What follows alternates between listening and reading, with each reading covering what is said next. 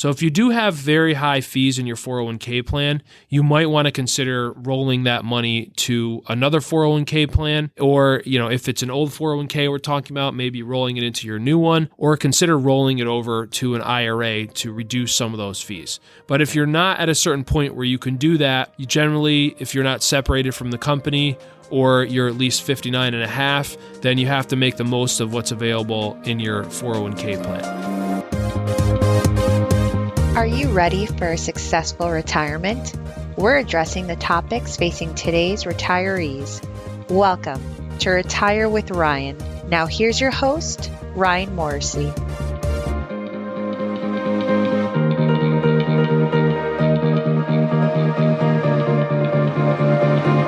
Welcome back.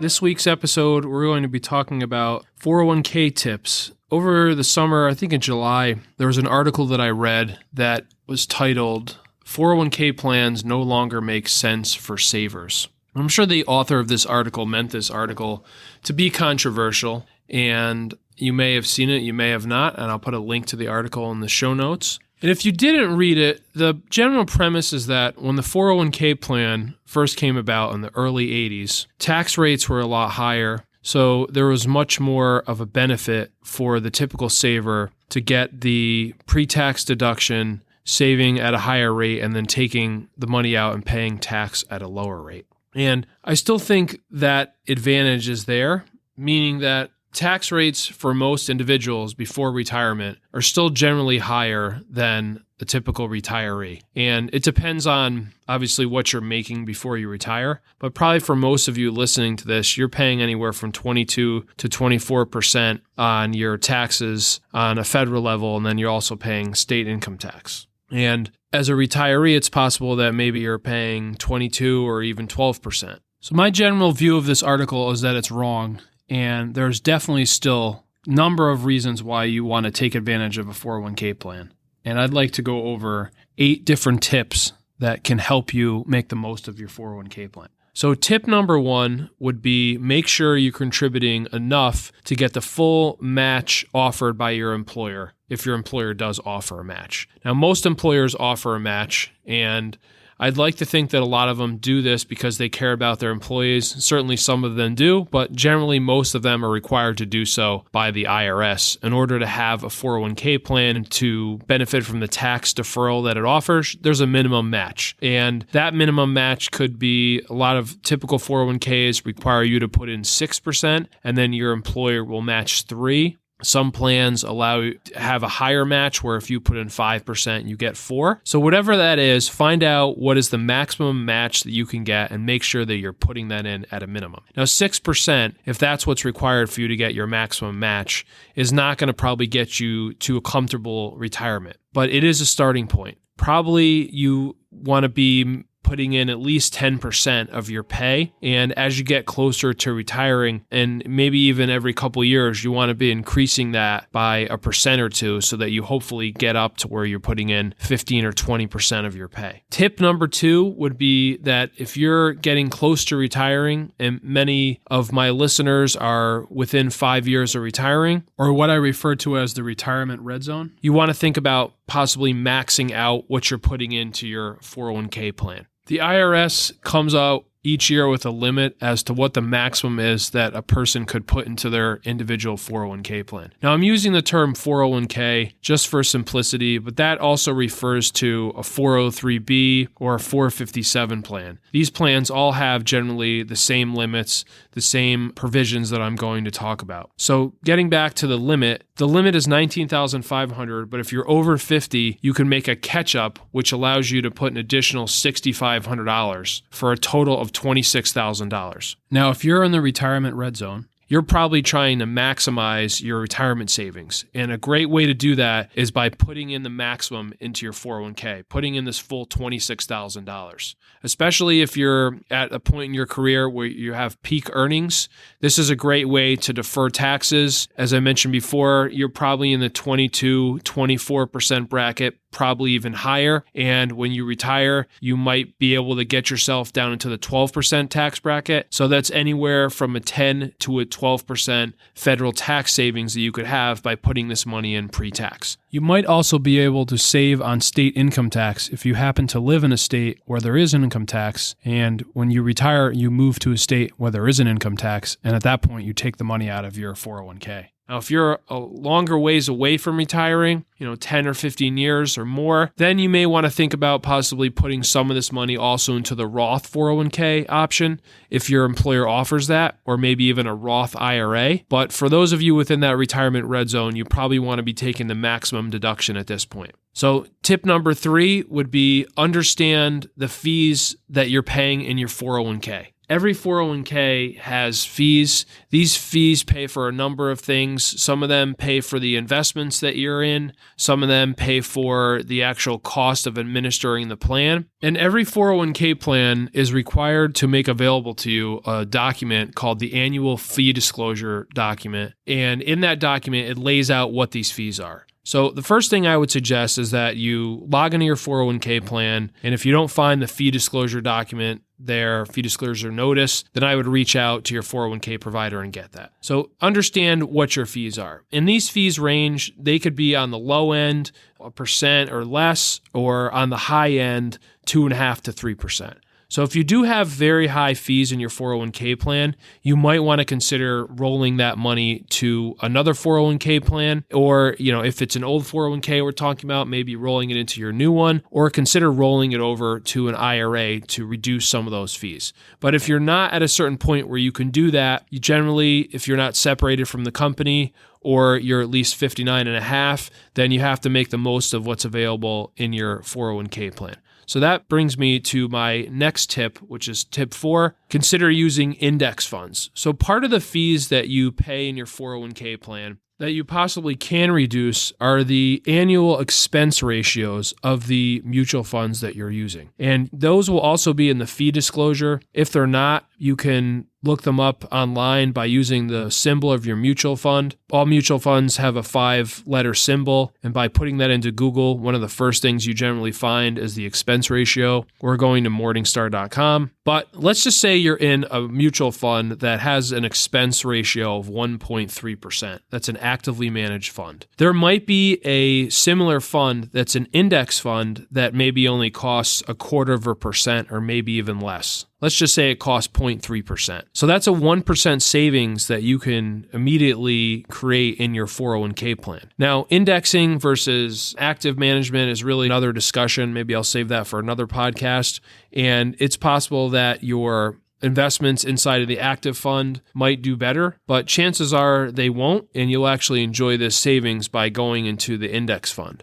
So not every 401k plan offers index funds. It's definitely a trend that I've been seeing where more 401k plans are offering index type funds. And these might be available for both your stock funds and your bond funds. A good 401k plan is going to offer all of them, and is also going to offer them across different asset classes, meaning if you're looking for large cap stocks or mid cap or small cap or international, they're going to offer index funds. So looking into your 401k investment options, looking at the cost of them, if they offer index funds, is a great way to reduce some of the costs you're paying in your 401k. Tip number 5 is to be wary of target date funds. So you're probably familiar with a target date fund. A target date fund has a year in the name of the fund. For example, it's the 20 target date fund. So what that means is that that fund was set up as a general way for people retiring in 2020 to make a very easy investment decision and just put all their money into that fund. And based on different investment philosophies, there's a certain amount of money that's invested in that fund in stocks versus bonds. And some of these funds are okay, but the issue I have with these funds is that the mixture may not be appropriate for you. Maybe you need a more aggressive asset allocation. Maybe you need a more conservative allocation. And that fund is not going to take that into account. The other thing is that a lot of these funds are all from one investment company. Let's say they're all from Fidelity or they're all from Vanguard. And when you compare one target date fund to another, they might be very different. For example, one company might use international investments. One company may not. One company might have exposure to real estate. One company might not. One might have a larger weighting in large cap stocks versus small cap stocks. So you really have to go underneath the hood of these to see exactly what they're investing in. And I generally think the better strategy would be to create your own target date fund, essentially, to either do some research on your own or sit down with a financial planner and figure out what's the appropriate asset allocation for you. And then within the available funds inside of your 401k, create your own asset allocation based on the best funds that are available, not just limited to one investment company. Tip number 6 is to have, and this really ties into tip number 5, is to have an asset allocation and to stick with it. Everyone should have an asset allocation. The general principle behind that is the closer you get to retiring, the more conservative that one should be. And based on your investment needs, how much income you'll need from your portfolio, and also based on your risk tolerance, how comfortable you are with fluctuations in your portfolio, that all goes into building out your asset allocation. So definitely creating one. For example, if it was determined that you should have